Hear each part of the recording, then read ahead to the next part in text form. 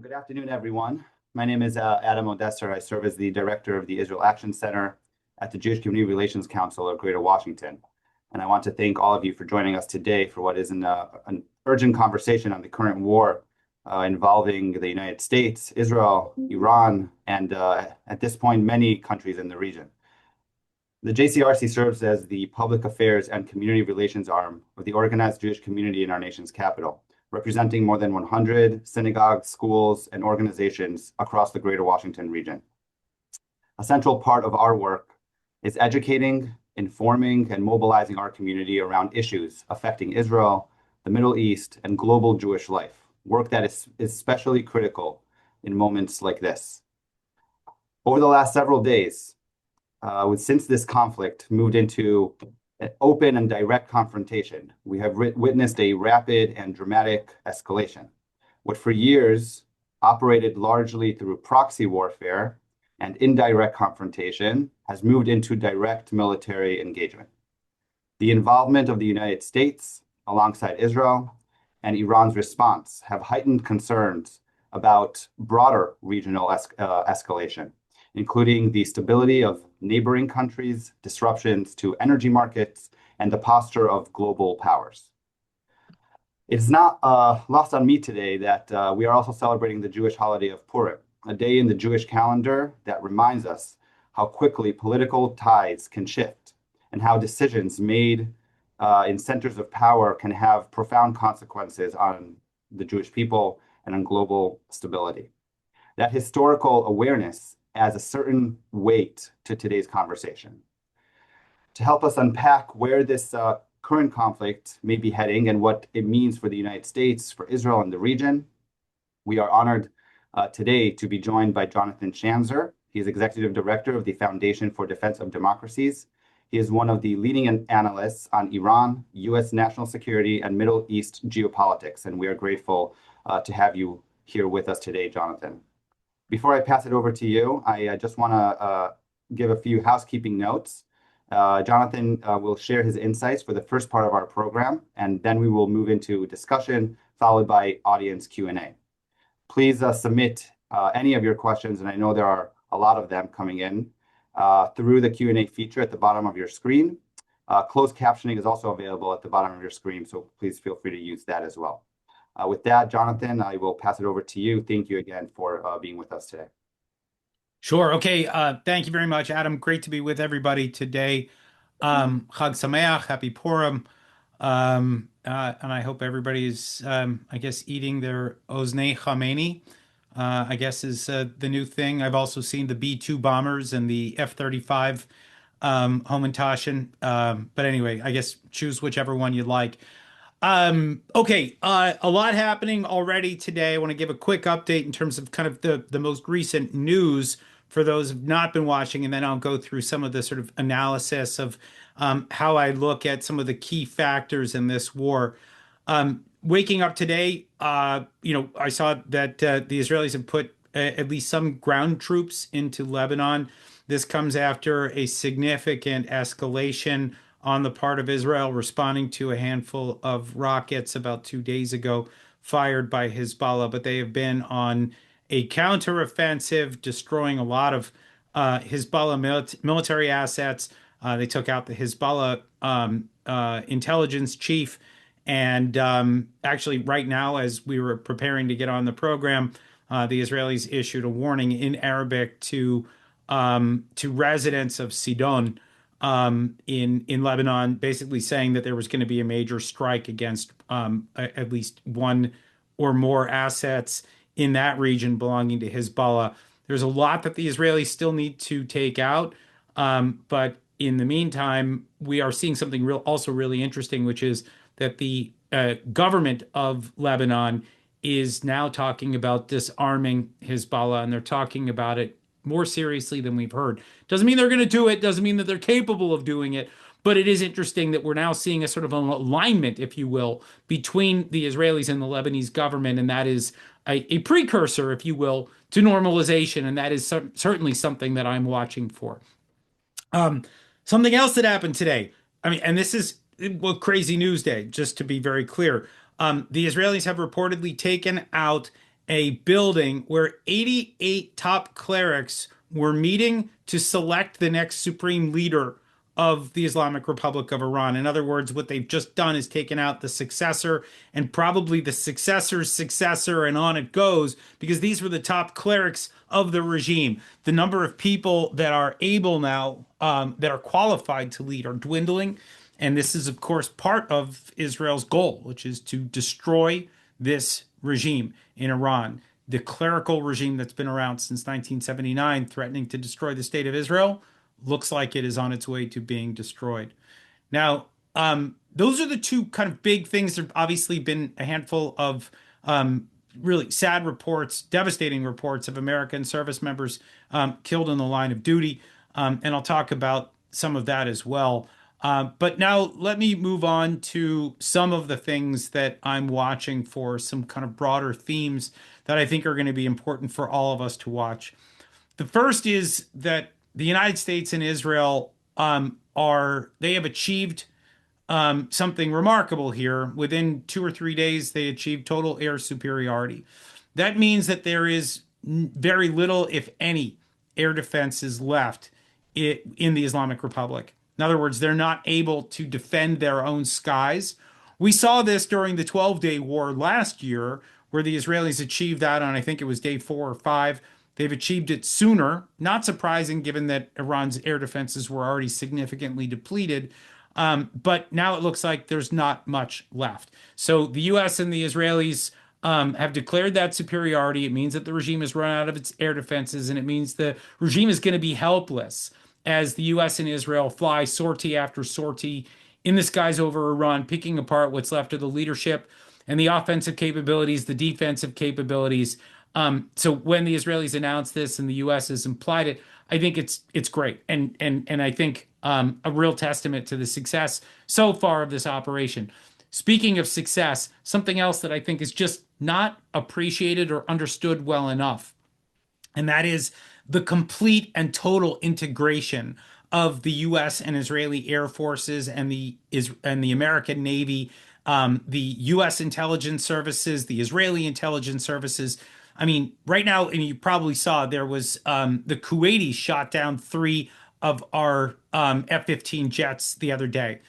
There have been no friendly fire mishaps between the Israelis and the United States that I'm aware of right now. It has been remarkable integration.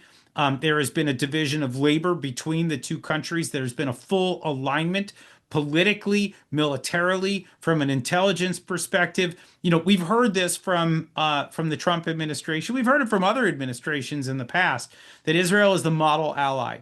And I would say that right now, given the way that it is shouldering the load of these operations along with the United States, that's hard to miss. I want to talk about the optics of all of that in a little bit, but I think from a military to military perspective, from a government to government, intelligence to intelligence services, the integration is remarkable. And for everyone that has spent time trying to cultivate and nurture the U.S.-Israel relationship, this should be a proud moment, regardless of what you think of the president or the prime minister. Doesn't matter. This is the culmination of years and years of advocacy for better integration between two allied countries, and it is remarkable to watch. I want to talk just a minute about the Iranian people and where we might go next with, regime change. I know that's been talked about a lot. There's some frustration about not knowing what happens next, as it relates to the people on the ground. So let me just say this first. The fact that we don't know who the possible alternative leaders are for the replacement of this regime should not be a surprise to anybody. Anyone who's been living in Iran for the last 20 years knows that you cannot stick your head out and declare yourself to be part of the opposition and expect to live, right? This regime has been absolutely brutal in its crackdown of the Iranian opposition. Heck, the last month and a half, we saw the slaughter of 40,000 Iranians who their only crime was coming out and speaking out against their oppressors, right? So the idea that we don't know yet who the people are that might align with the Iranian, with the Iranian people and against the Iranian regime, and they could be alternatives. The fact that we don't know that yet should not be a surprise to anybody, and it should not be a frustration. The more we see the erosion of the regime, the more I think we're going to see people come out and take those risks. And I think they're waiting for the United States and Israel to signal that it's safe as the regime continues to get eroded through these military means. Um, that said, I am watching for, assets cultivated by the Mossad, assets cultivated by the CIA, people associated with the Reza Pahlavi regime, people associated with the MEK, which I'm not a big fan of, the Mujahideen al-Khalq, a communist radical leftist organization that I think has no place in America for that matter and shouldn't have a place in Iran. But they're all, I think we expect to see different people from these factions come out and announce themselves. A word about the Pahlavi regime. People have been talking about how they're the natural sort of, alternative. I'm not sure I would buy that, not yet. And I think the idea of America installing a monarchy doesn't resonate with me, and I think it doesn't resonate with a lot of Americans. The idea of replacing, one absolute ruler for another sounds like a supremely bad idea. However, I think there is still the alternative, which is a constitutional monarchy along the lines of what we've seen with, the Brits, for example, or some of the Scandinavian countries, where you have figurehead that represents, a monarchy, but you're still, allowing for elections and you're allowing for full political participation. I think that's the aim here. If we're to use Reza Pahlavi, the crown prince in exile, if he is to play a role, I hope it's that he can help unify the Iranian people and then bring about elections that would facilitate a democratic transition. The last thing that I'll just say about regime change is don't rule out the Venezuela model, the Maduro model. Don't forget we removed Maduro, and that's actually what allowed us to start to work with Delcy Rodriguez, the vice president, who decided to become more pragmatic and to work with the United States, admittedly with a gun to her head, figuratively speaking.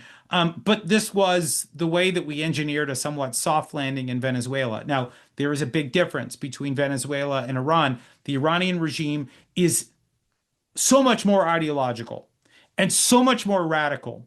The people from the Maduro regime were kleptocrats. These are people that were literally just thinking about how to make more money to build the system. Sure, they're anti-American, but this is not the same kind of ideology that we see in the regime. These people have been born and bred on anti-American, anti-Israel, anti-Semitic ideology. I think it's hard to imagine that we're going to get to that kind of Venezuela model with the top echelons of the regime, which is why I think it's important that we're seeing some of these operations taking out those very top leaders, because I do believe that the next rung below or the rung after that could yield somebody more pragmatic that is, open to making a deal with Donald Trump, with the Israelis. Just say, look, stop bombing us and we'll work with you. We'll play ball. So that's one to keep an eye out for. Okay, third theme, proxies. I mentioned the Hezbollah getting into the act. I'm nervous about this. Personally speaking, I don't like a second front open when the Israelis are already dealing with incoming missiles from the Islamic Republic. And, this is all out war. This is like fight to the finish kind of war with the Iranians. So the idea that the Israelis have just opened up another front. Now, admittedly, Hezbollah did start this, right? They fired 3 missiles or 3 rockets at Israel. They were intercepted and nothing happened. The Israelis could have responded with kind of perfunctory, strikes in the same area where the missiles were launched, and they could have called it quits. They didn't. They're looking right now at an opportunity to clean house in the north. And I understand why. I think this is kind of use it or lose it time from the Israeli perspective. I understand the strategy. I'm concerned about having the skies over Israel overwhelmed. I'm concerned about Israel spreading itself thin. So I'm watching Lebanon very closely today. I don't love all of this, but there is an opportunity, as I mentioned, for the Lebanese government to get involved, for the Israelis to finally take care of some business that was long overdue. I get that. But let me also just note that Hezbollah is not the only proxy where we could see another front open. Don't forget that you've got the Houthis in Yemen, and they are increasingly developing their own missile capabilities. That makes me nervous. The Shia militias in Iraq are also quite numerous and well armed. And they've been quiet. They were the dog that didn't bark during the 12-day war, and they're the dog that hasn't barked yet in this one. That doesn't mean that we're going to stay there. And none of this is static, folks. This is highly fluid, you know, kinetic fighting. And you know, when I look around, I still see assets of the Islamic Republic that have not been used, including here in the United States, by the way. And not that I'm predicting attacks here, but I would just say that, you know, the regime is known to have had assets here as well as all around the region. So watching all of that. Another thing that I'm watching for right now is a question of aerial defense for Israel. The total number of missiles and missile launchers on the part of the regime. You know, a lot of people have been talking about that. Let me just give you the math quickly. There were probably about 5,000 missiles in Iran's possession at the beginning of this. By the way, that could have been four, it could have been six or seven. I'm just going to give you a five as a round number. These guys don't go to Ernst and Young and, you know, settle up with their inventory, you know, every month or whatever. You know, it's somewhat of a guarded secret there. But the total number of missiles is not the real concern. It's actually the total number of missile launchers, mobile or static. Israel's hunting them because, like, as I understand it, there were probably about 500 of these launchers and about 5,000 missiles. In other words, there's 10 times more missiles than launchers, but you can't get the missiles up in the air without the launchers. So if you can destroy the launchers, you can destroy the capability to get those missiles up in the air and to attack Israel or any of these other countries. And so I think right now we're watching a hunt for those launchers primarily. We're still watching them hunt for the missiles themselves, and that's important, but it's less important if they don't have anything to use to get them up in the air. Now, on the missile defense part, there's the sort of counteroffensive, which is what the Israeli Air Force is doing, hunting for those missile launchers and the missiles. The other thing that I'm watching is the missile defense in Israel. And here, I think this is highly sensitive. It's one of the most closely guarded secrets in Israel, and that's the question of how many Arrow 3 interceptors are there? They used a lot of them during the last war, the 12-day war. The ability to replicate those, to manufacture more of them, not easy. They cost about $3 to $5 million a pop. They're actually very effective, more effective than American platforms by, I think, you know, a fair margin, actually. But they're expensive and they're not easy to come by. How many are left? I don't know, but these are the ones that are critical for taking out the ballistic missiles fired by the Islamic Republic. Now, I have heard that there are other systems that Israel has, David Sling, Iron Dome, that may actually have a role to play. That, you know, for example, the David Sling mid-level, mid-range defense system, that it can be supplemented now by possibly Iron Dome or an upgraded Iron Dome. I don't have a lot of specifics on this yet, but it sounds like Israel, just even over the last year, has developed new capabilities to help supplement the dwindling numbers of those Arrow 3 interceptors. I think we'll learn more about that, but I'm very eager to hear at some point. But in the meantime, we have American systems that have been deployed all over the region to try to protect against Iranian missile attacks. This includes, you know, attacks on our bases, on oil installations, on our allies around the region, the Qataris, the Turks, the Kuwaitis, not the Turks, the Qataris, the Saudis, and the Kuwaitis, and the Omanis, and others. We're trying to protect all of this. There is obviously an open question about how many of our missile defense platforms are operational right now, how many interceptors we have. This is a big part of this, right? This is a numbers game. And the question is, did we bring enough into region? We spent 5 weeks bringing all this stuff into the region in anticipation of the full-on assault that the Iranians have launched And now we wait and see whether those numbers hold up. Um, I'm keeping an eye out for all talk of diplomacy right now by the Iranian regime. I'm all for talking about solutions to this conflict if there are serious people on the other side of the table.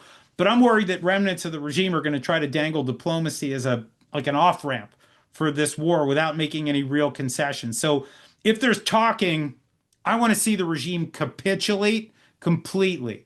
If they don't capitulate, given where we are right now with the US and Israeli advantage, I want to see, and I'm going to just be very blunt here, I want to see this regime bleed out. I mean, there is no reason to halt these strikes if the regime is not willing to fully capitulate on all the core demands, the nuclear demands, missiles, proxies, and human rights in Iran. Those are the four things that we have demanded of the regime. If they don't concede on all four right up the bat, there's no reason to stop this offensive. That's how I would view it, and I think it's where the Israelis are. The question is whether whether the U.S. agrees.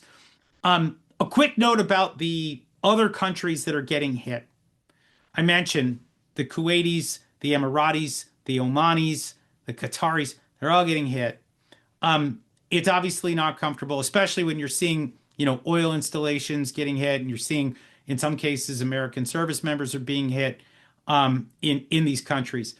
But let me just point out something, and I've stated it a few times since yesterday, and I think it's important to state it again here.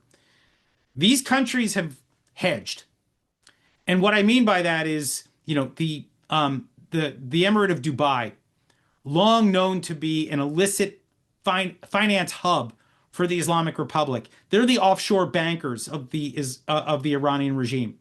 They have blood on their hands. They have been dealing in dirty money for like more than a decade, maybe two. That did not save them when the regime decided to go scorched earth on the Middle East. And so they've gotten hit. And what it shows you is you cannot hedge with this regime and you cannot placate this regime. You're still a target of this regime because they don't care.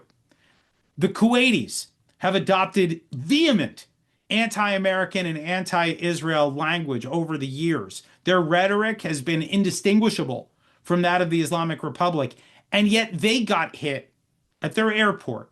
The Qataris, they're co-sponsors of Hamas, the terror group that sponsored this war, that started it on October 7th, and that has not stopped the Iranians from firing on Qatar.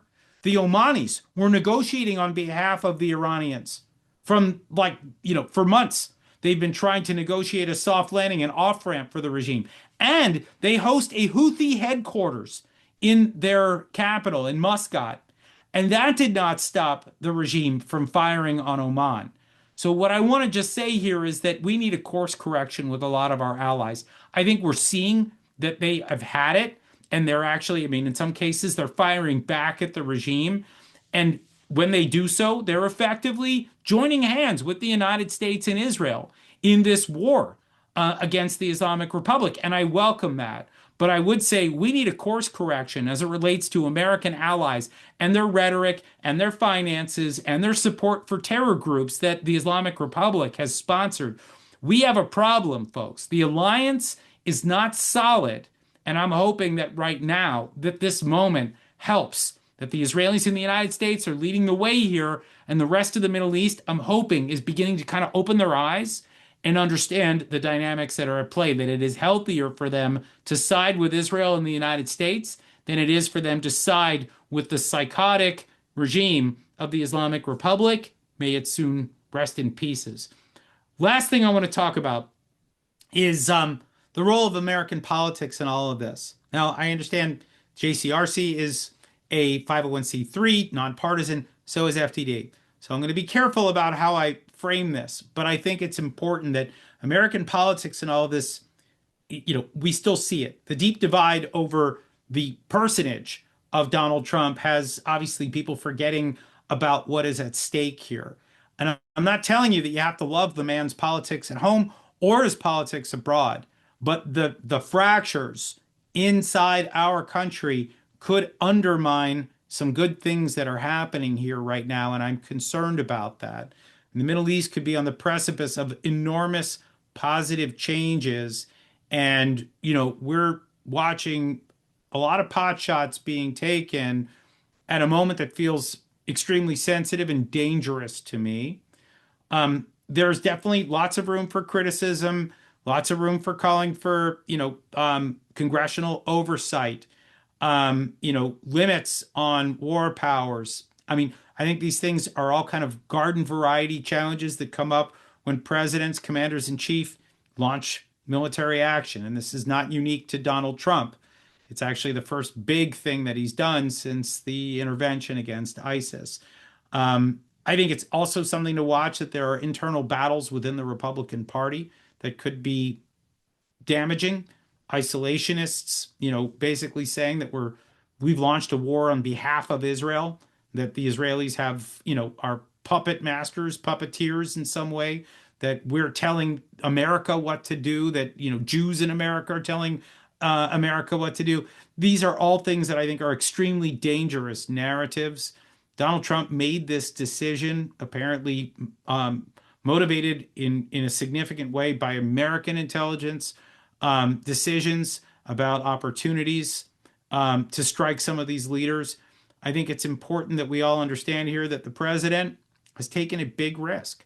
He didn't need to do this, but he made the assessment that he could potentially change the Middle East for the better, and that he's trying to do so by removing the regime in Iran. I think that's admirable. It doesn't mean, again, that everything that he's done is perfect. Far be it from me to say so. But I would just say that right now we are at a very sensitive moment in American politics, and it's one to watch. My hope is that the president gets the latitude that he needs to finish this battle with the Israelis, because I do think that there is great opportunity that awaits us. I think I'll probably leave it there. It looks like I've gone to about a half hour, which is kind of remarkably what I plan to do. So, Adam, back over to you, I guess, to direct traffic on questions. Happy to answer anything that I'm able to. I may say I don't know on a few occasions, but if I can answer, I will. Great. Thank you, Jonathan. Yeah, there's really a lot to unpack. And to be honest, I'm reading through some of the questions coming in. You've addressed many of them already in that short half hour. But let's kind of maybe zoom in on specific, on some of those points that you touched. You laid out kind of the current military picture right now. Let's zoom in a little bit in Tehran. We talked about the reports that Israel may have targeted the gathering tied to succession discussions. So who right now is actually driving decision making in Iran? Could this conflict alter the trajectory of the supreme leader succession discussion? Yeah, I mean, there was one man who was tapped by Ali Khamenei to kind of take charge in the event that he was no longer breathing, and that was Ali Larijani, who's I think, technically the secretary of the National Security Council for Iran, a longtime IRGC leader, and political figure. My understanding is that he's still calling some of these shots, but I don't think he's alone. There's a lot of talk about Mujtaba Khamenei. This is the son of the now deceased supreme leader. There's a lot of talk about him being a figurehead that could, pick up the mantle and continue the Islamic Revolution. There's Masoud Pezeshkian. This is the president of Iran. He was sidelined in the weeks leading up to this to the war. And so what that means, though, for him politically, and whether he can come back from that, I don't know. On the one hand, if he was sidelined by the guy who was killed, and he was seen as maybe too moderate for the hardliners of the regime, maybe he's a guy that could reemerge as someone that is pragmatic and willing to work with the United States. Maybe. I don't know the answers to these things. It's extremely chaotic right now. You probably have seen also that the foreign minister of Iran is still out there, Abbas Araghchi. He's still speaking on behalf of the regime in a rather smug way, given where the country is. He seems all too comfortable and relaxed as he talks about where we are in the process. But look, there are lots of options. My guess is that we're going to continue to see the thinning out of this regime, the top echelons, before we arrive at even something close to a Delcy Rodriguez kind of a scenario or some other scenario. But I'll tell you the thing that I should have mentioned this earlier, the thing that I'm really looking for is some kind of public defection. So, in other words, whether it's the IRGC, whether it's the army, whether it's from the political ranks, but somebody or groups of people that come out and say, guys, this is a lost cause. And I stand with the people of Iran and here's what we're going to do next. Um, that kind of big dramatic moment is, I think, what we need to hope for and what I think everybody's angling for right now. And I'm fairly certain that the Defense Intelligence Agency here, the Aman, the military intelligence in Israel, that they're doing what they can right now to soften the ground for exactly that. But as Donald Trump has warned, this could take days, it could take weeks in order to start to see those cracks and fissures in the regime. Thanks, Jonathan. Yeah, I think this actually goes into the next question. And one of the questions actually that came in also is talking about, is this war creating in Iran, a somewhat of a power vacuum, Yeah. where, many times this, the vacuum leads to, violence and chaos and unrest. So how do you see that playing in? Do you think, a vacuum will actually happen, and what the implications might be for that? Look, there is a vacuum already, but I would actually also argue that there was a vacuum 5 weeks ago when people in Iran started coming out into the streets. It was chaos then, and it was clear that there was a lack of leadership, that there was a disconnect between the people and those that were in control. And I would say that right now there are fewer people in control, and their grip on the country is probably weaker. And so, yeah, I think there's a vacuum. It doesn't mean that the vacuum is going to lead to some kind of internal explosion.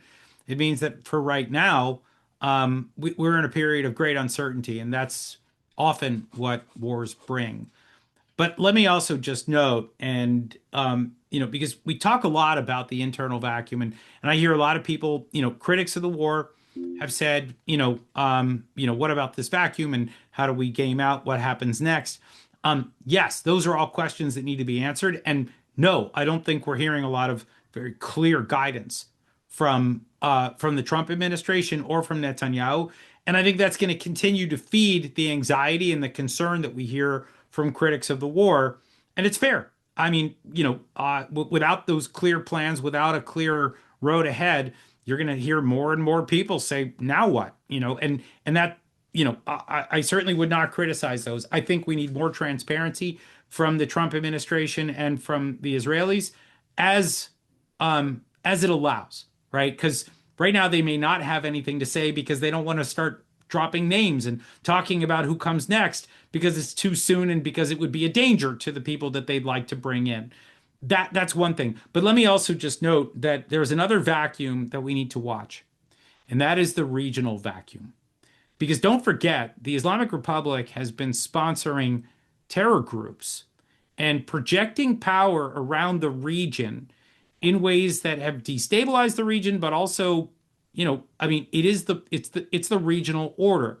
So you look at, Hamas in Gaza, Hezbollah in Lebanon, Shiite militias in Iraq, some of these terror groups in the West Bank getting sponsorship from the Iranian regime, the Houthis in Yemen, and then all these other smaller groups that have been trying to destabilize the Saudis, the Bahrainis, the Emiratis, I mean, all over the region, right? With the regime buckling, not collapsing right now, but you can see it's weak in the knees right now. It probably doesn't have the ability to project the power that it did. The region is going to start to experience a vacuum of its own. And there, I got to say, there is a contest, and I don't know how much of a contest it is. You could try to imagine the Saudis or the Emiratis trying to fill this vacuum. They don't have it. They don't have the power projection. They have soft power, but they don't sponsor terror proxies, not for years now. And they don't have armies to really project direct power. The Israelis would love to be able to do it, but they're a little busy right now. I just don't see a lot of kind of good guys filling that void. I am, however, very concerned about one country that has the ability to project power, that has been sponsoring all manner of terror groups across the region, and that they've been involved in a bunch of skirmishes and small wars across the region, which has enabled them to project power. I'm talking about the Republic of Turkey. And I think we all need to keep a close eye on this. I hear a lot out of Israel right now that if and when the regime falls, the next up, the next challenger to Israel, and we got to remember there are no permanent victories in the Middle East, as my colleague Cliff May always says. There are only permanent battles. The Israelis are very likely going to have to prepare for a different power structure that might include the Turks, and not exactly in ways that we'd welcome. I mean, some people say, "Oh, well, they're a NATO ally, and they're allies of the United States." Well, yeah, but they're also not great as it relates to Israel. Sponsors of Hamas, sponsors of the Jolani al-Shara regime in Syria. We hear that they've been actually helping Hezbollah in ways that I think we would probably not welcome. In other words, the Turks are out there in force, and we're going to have to watch them very carefully. Thank you, John. I think there's a lot of follow-up questions to just that little really explanation that you gave there. And let's focus a little bit on the proxies here. You mentioned also in your opening remarks about Hezbollah. You're not kind of a fan right now of Israel kind of engaging in a full-out operation in Lebanon because of the focus that should be on Iran. Talk us a little bit more also, about the other, we mentioned the Houthis. We mentioned in Syria, again, we have a Shara there right now, so they probably are less of a threat, but still, how are they receiving right now, their orders even, are they deciding on their own, are we going to join this battle? And, who's going to give them the orders to also, Yeah. take a step back? And I'll just focus one more a little bit here in Lebanon, because you also mentioned, the Lebanese government taking a step, perhaps a realignment here between Israel and the Lebanese government. What can you say about, the realignment in general in the region between Israel and the Gulf countries also as a Yeah. follow-up to that?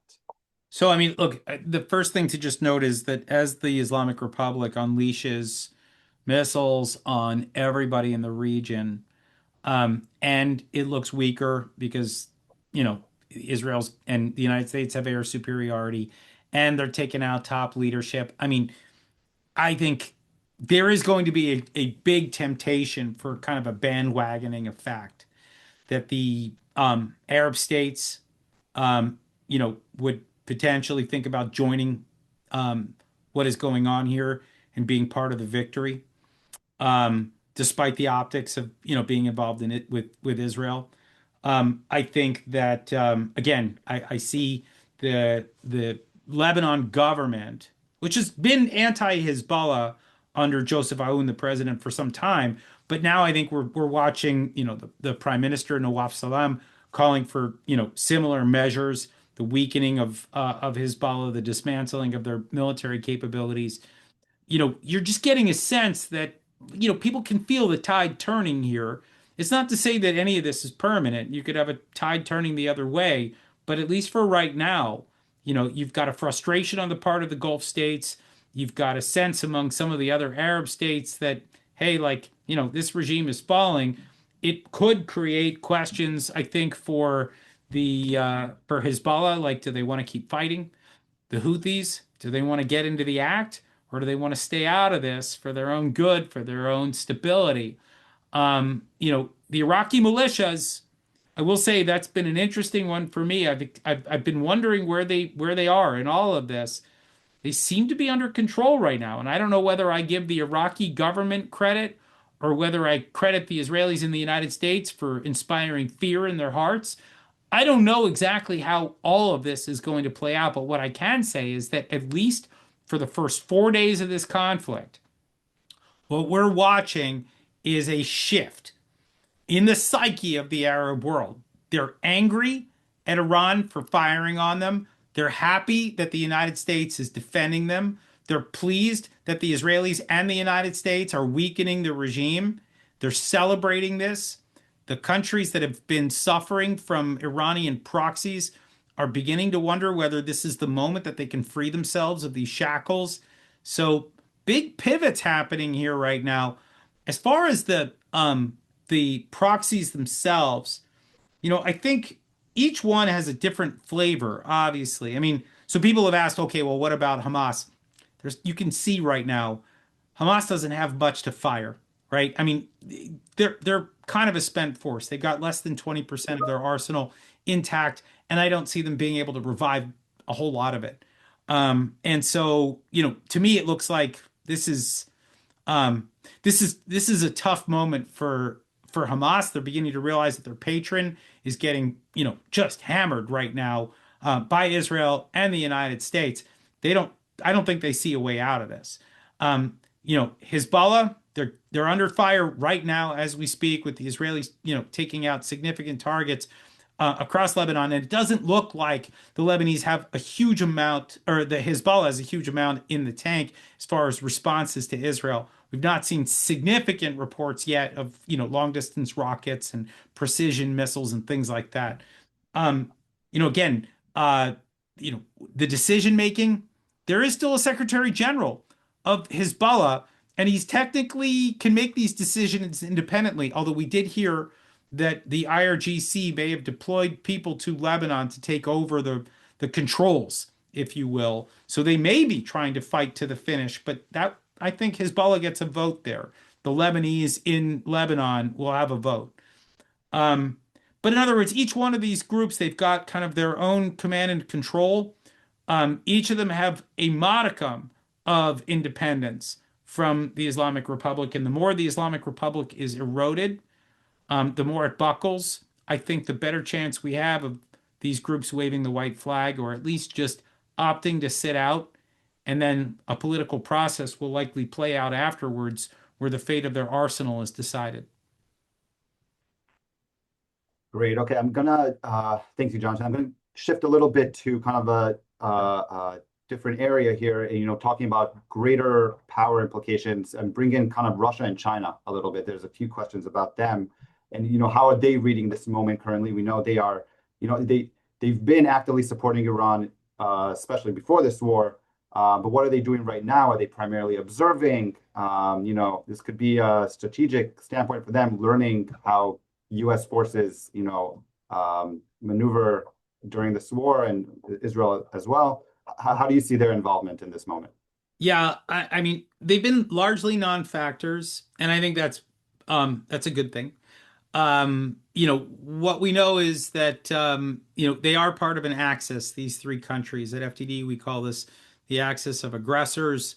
Iran is something of a junior partner. Russians and Chinese are the sort of senior ones.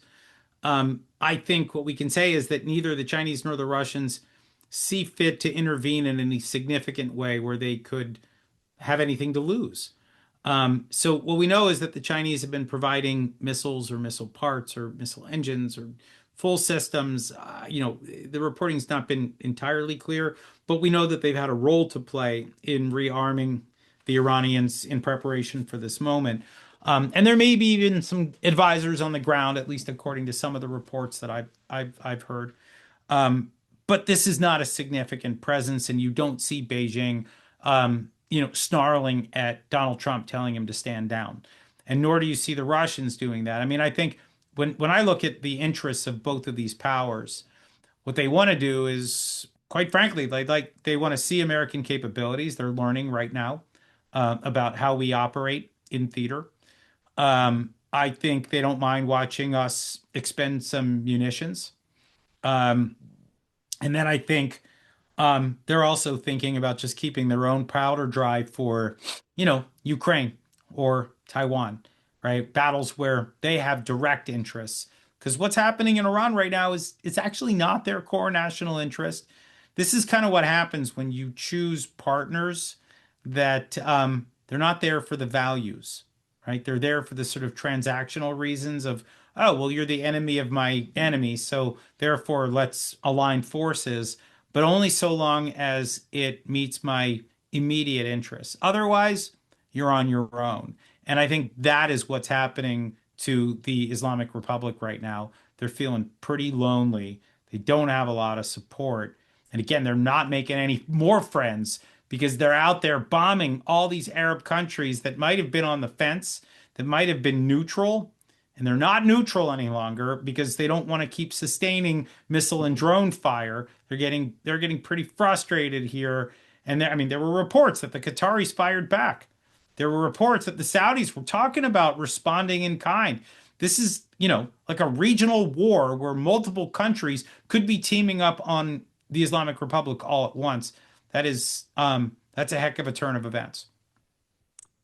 Yeah, thank you. Thanks, Jonathan. So let's go back a little bit. You mentioned during your opening notes also about the missile interceptor kind of equation. You know, Yeah. could you see this, maybe Iran calculating this, maybe as a war of attrition, not only to attempt to exhaust, Israeli interceptors, but also, we know the Arab countries in the Gulf do not have the same defense systems that Israel has, although there's American forces there that do have those defense systems and perhaps better ones. But, could this be something that they are planning in advance? And could this also, produce leverage in terms of, for both sides, for Yeah. either broader escalation or for, No, ending? it's a fair question. And again, I think when I talked about the math, my sense is that if they get the launchers, then this thing is over. And the question is, how long does it take for them to get those launchers? And to knock them all out, or to knock almost all of them out. Most of the time, when they put a launcher out in open space, and then they have to start fueling up some of these liquid fuel missiles, it's a couple of hours where they're out in the open, and that has enabled the Israelis to take out a lot. Now, that doesn't include drones, by the way, and the drones, that's a different kind of strategy, different kind of defense. But yeah, there is the potential for some kind of war of attrition, but there's also the potential that, the hunting expedition goes well within the first few days here. I mean, I will say that talking to an Israeli early on, their assessment early was that, Iran was going to try to fire like 500 to 1,000 missiles at Israel, one large volley, right, where they would overwhelm the defenses. What I heard instead was after day two that something like 200 missiles had been fired, far fewer. So again, that gives me at least some sense of optimism that the launchers are getting knocked out, the missiles themselves are getting knocked out. And by the way, I think it's also important to note early on, what we were hearing was that the Israelis and Americans had different goals, that the Israelis were going after top figures from the regime, as well as the missiles and missile launchers, while the United States was hunting for nuclear targets and other core military capabilities that could threaten the United States. My understanding is in the last 24 hours or so, the United States has started to go after the underground missile silos. So, in other words, they're able to take out with some of the munitions that we have that are unique to the United States, that we've been able to take out some of the things that the Israelis have been unable to do, further dwindling that supply of missiles and hopefully making the region a bit safer. But it doesn't obviate all the threats. Nothing is completely neutralized here. And so, yes, there is probably a war of attrition that is coming. The Israelis have, I think, always planned for a lot more destruction, and quite frankly, greater casualties than we've seen so far. And knock on wood, that we are where we are, and I think that's great. But there's no guarantee that we can sustain this. I think a lot of it, again, it's just going to get back down to that math. How many missiles, how many launchers have we destroyed? How many interceptors, do the United States and its allies, how many do they have left? And this thing, it could get uncomfortable at certain points.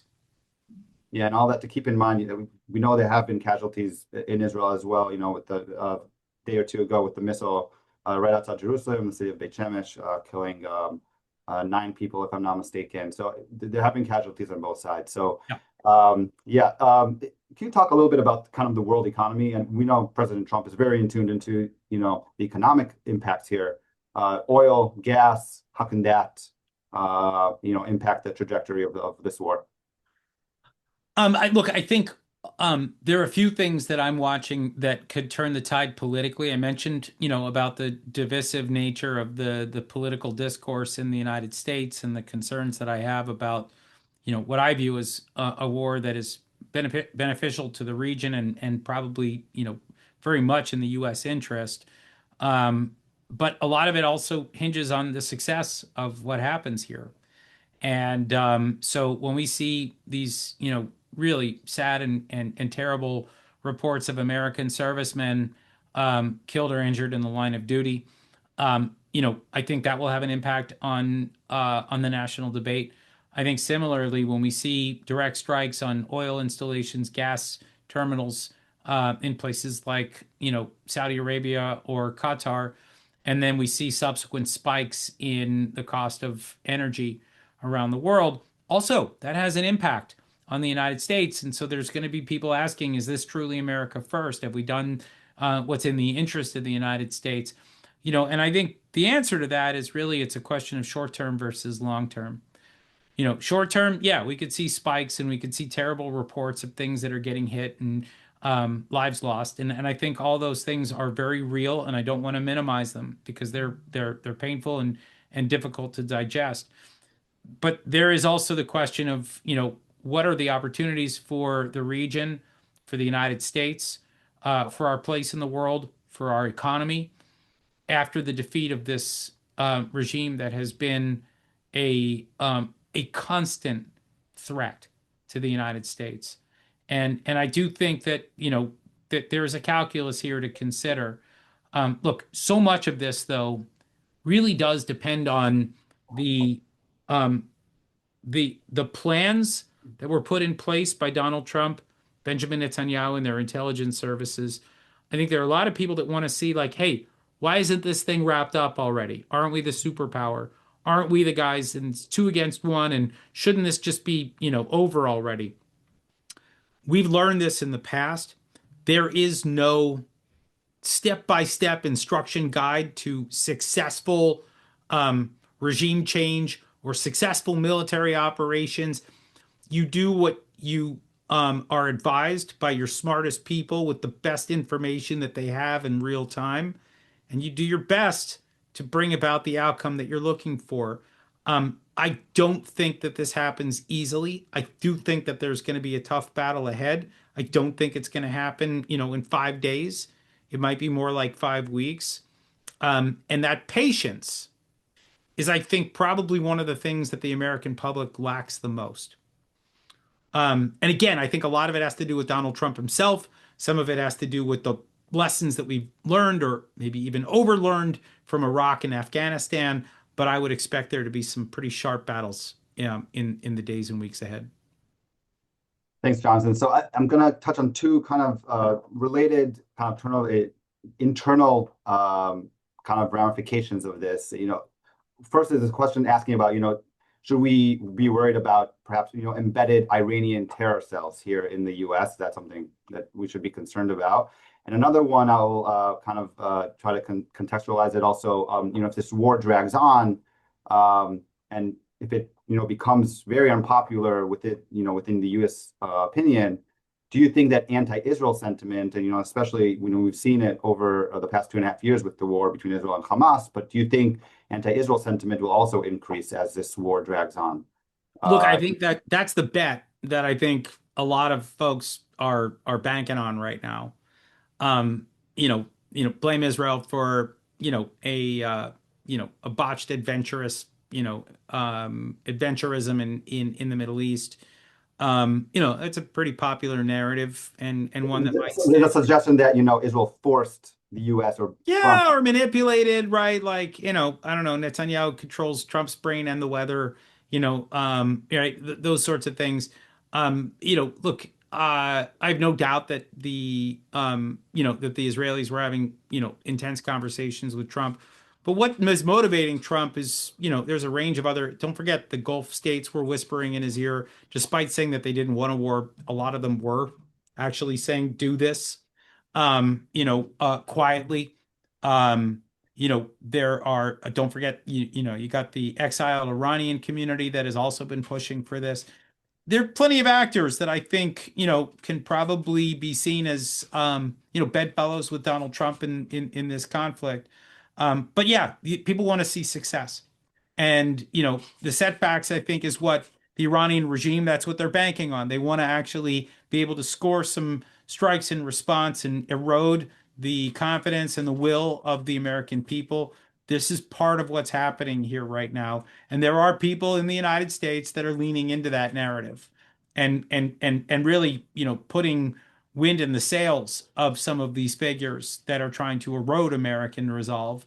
And so, yeah, I watch all of that, and I watch it with some concern. And yes, I do think that there is a pretty high chance of some, um, you know, um, renewed anti-Semitic sentiment here in the United States, blaming Jews for Israel, blaming Israel for the ills of the world. We've all seen it, and it will likely come back. So it's something to watch. I would say the community needs to be ready for that. But at the end of the day, I do think that this is, I mean, again, I just need to stress when you see the full integration of the Israeli Air Force with the American Air Force and the American Navy and everything that's going on in the region, missiles flying, sorties being flown, American munitions being dropped. It is a remarkable display of integration and a testament to the alliance that these two countries share.